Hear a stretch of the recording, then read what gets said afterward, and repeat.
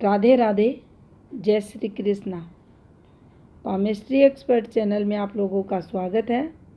आज हम हाथ पर एक बहुत ही महत्वपूर्ण क्वेश्चन का आंसर इस वीडियो के माध्यम से देंगे। कोई बुजुर्ग हैं, एज उनकी 60 से ऊपर की है। उनका ये क्वेश्चन आया है, मेरे जो संतान है वह भी परेशान धन को लेकर रहती है। मेरी भाग्य रेखा भी काफ़ी डिस्टर्ब हाथ की है। मैंने भी पूरा जीवन धन के लिए संघर्ष किया है। क्या मेरी भाग्य रेखा के कारण वो दुखी हैं? उनके जीवन में संघर्ष का कारण क्या मेरी भाग्य रेखा है? ये उनकी तरफ से क्वेश्चन है। चलिए हर पहलू से भाग्य रेखा को समझने की कोशिश करेंगे। उनका जो क्वेश्चन आया है उसका भी आंसर देंगे। तो देखिए, सबसे पहले हमें भाग्य रेखा को समझना चाहिए। हाथ में एक रेखा रहती है जो इस प्रकार से हमारे हाथ में चलती है। ये दूसरे नंबर की उपप्रधान रेखा, महत्वपूर्ण रेखा हमारे हाथ की रहती है जो धन को बताती है। भाग्य रेखा इसलिए कहा जाता है क्योंकि ये भाग्य बढ़ाने वाली रहती है। कम मेहनत में अधिक लाभ को बताती है। कोई भी काम करेंगे सफलता मिलेगी, ये रेखा हाथ में संकेत करती है। अब देखिए, उन बुजुर्ग का एक मानना है कि उनके हाथ की जो भाग्य रेखा है वह डिस्टर्ब है। डिस्टर्ब किसी भी प्रकार से भाग्य रेखा हो सकती है। भाग्य रेखा का फैल जाना, भाग्य रेखा का नलीनुमा हो जाना, अंदर की तरफ ये रेखा आपको धसी हुई मिलेगी। या आप पाएंगे भाग्य रेखा बहुत पतली हो जाएगी। ये मुख्य 3 हाथ में स्थितियाँ रहती हैं जो पूरा जीवन जातक को धन के लिए संघर्ष करवाती हैं। कब करवाती हैं? जब हाथ की अन्य वित्तीय रेखाएं, जिसमें हमारी सूर्य रेखा है, जिसमें हमारी व्यापार रेखा है, इनको मुख्य रखा गया है। अगर ये रेखाएं अच्छी नहीं हैं, उस स्थिति में धन के लिए संघर्ष होगा। दूसरी एक और महत्वपूर्ण बात जाने तो हाथ में शनि पर्वत पर स्थायी रेखाएं अगर नहीं हैं तो भी धन के लिए संघर्ष होता है। इसके अलावा असंख्य योग बताए गए हैं समुद्र शास्त्र में जो धन को बताते हैं। कोई रेखा नहीं है, यहाँ सिर्फ ट्रायंगल बना है। जातक अमीर भी होता है, उच्च पदवी भी पाता है, लेकिन हम यहाँ सिर्फ भाग्य रेखा की चर्चा कर रहे हैं। तो देखिए, तीनों में से कोई भी एक प्रकार की रेखा हाथ में रहे, धन के लिए संघर्ष होगा। हाथ में शनि पर्वत पर रेखा, स्थायी रेखा नहीं है। अब हमें इसको ऐसे समझना चाहिए, जब भी हम सूर्य की प्रेडिक्शन करते हैं, किसी भी ग्रह की, सूर्य को हम उदाहरण के तौर पर समझते हैं।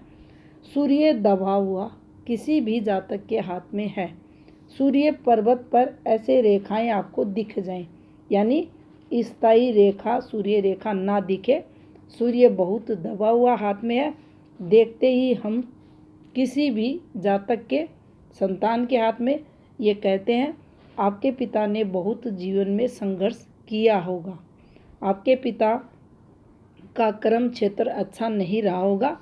सामने से जातक कहता हाँ ये ऐसा ही हुआ है और काफ़ी मेरे पिता ने जीवन में दौड़ धूप की है, पैसों के लिए संघर्ष रहा है, काम का सुख नहीं मिला। ये सूर्य पर्वत हमें बता देता है।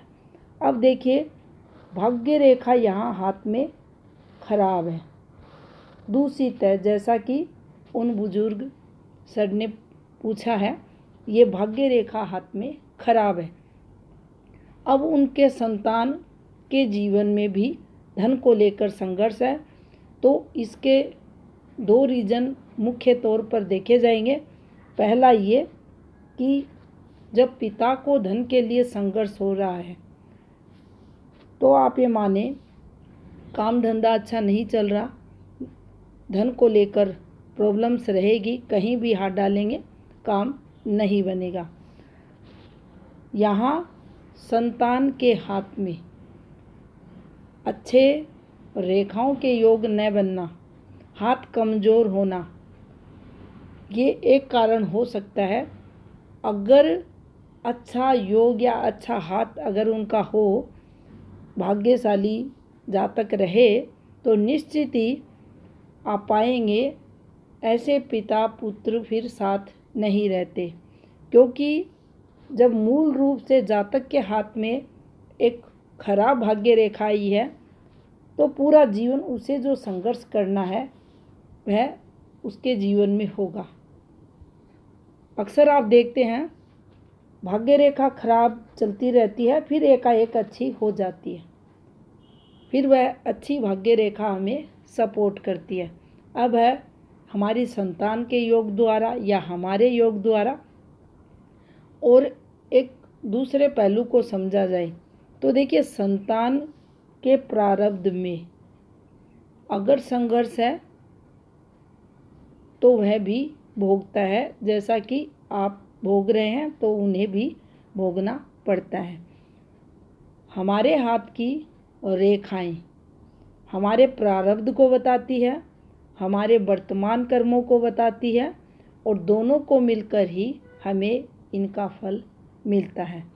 आपकी पूर्ण भाग्य रेखा आपने डिस्टर्ब बताई तो ये मानकर आप चलें कि धन को लेकर आपको संघर्ष जीवन भर होगा। और ये भी संकेत करेगी ये रेखा कि अपनों का सपोर्ट नहीं मिलेगा। भाग्य रेखा को एक धन रेखा मानकर अक्सर आप देखते हो इसे मानते हैं, लेकिन ये हमारी गलतफहमी है। भाग्य रेखा का डिस्टर्ब होना अपनों का सहयोग न मिलना भी बताता है।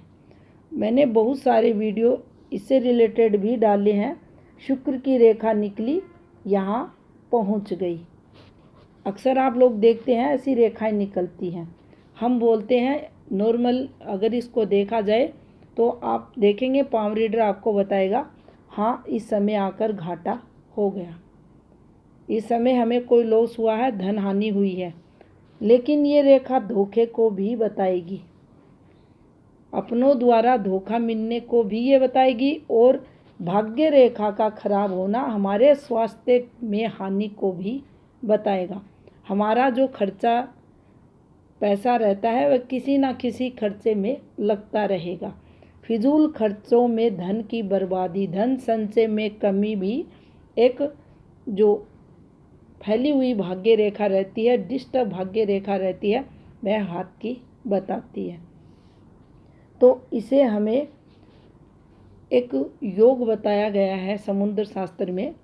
जब हमारी भाग्य रेखा शुक्र की जो प्रभाव रेखा इस प्रकार से चलती है और ये इसको कवर कर देती है, अंत में एक ये फॉर्मेशन बना देती है, तो देखिए मेजर दिक्कतें जीवन में आती हैं। अब उतनी मेजर दिक्कतें अगर ना भी आए तो ये भी समझना चाहिए यहाँ हमें अपनों का धोखा मिलेगा, अपनों का सपोर्ट नहीं मिलेगा। ध्यान दें, ये रेखा हाथ में खराब होनी चाहिए। धन हानि का स्तर निरंतर वृद्धि करता हुआ यहाँ आपको मिलेगा।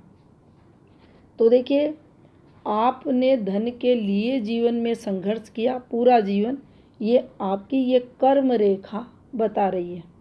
आपके संतान जीवन में संघर्ष कर रहे होंगे, वो उनके हाथ की रेखा भी बताएगी।